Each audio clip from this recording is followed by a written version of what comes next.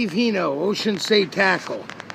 Traffic is already almost at a standstill despite the fact that there is only a dusting of snow.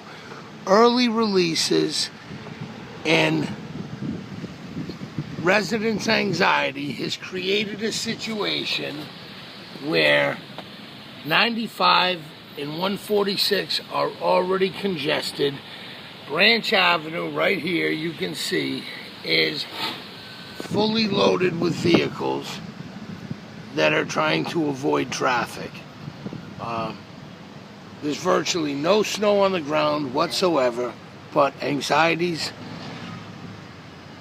for this blizzard have already taken a toll on the psyche and the attitudes of Rhode Islanders.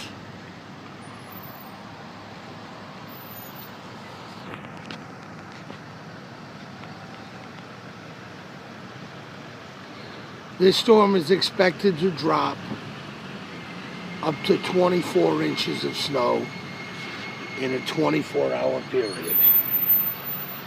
And Rhode Islanders are ill-prepared for this, even though we go through this on a very frequent basis.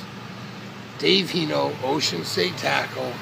Thankful that I live above my store, and you can see it's chaos out here, people.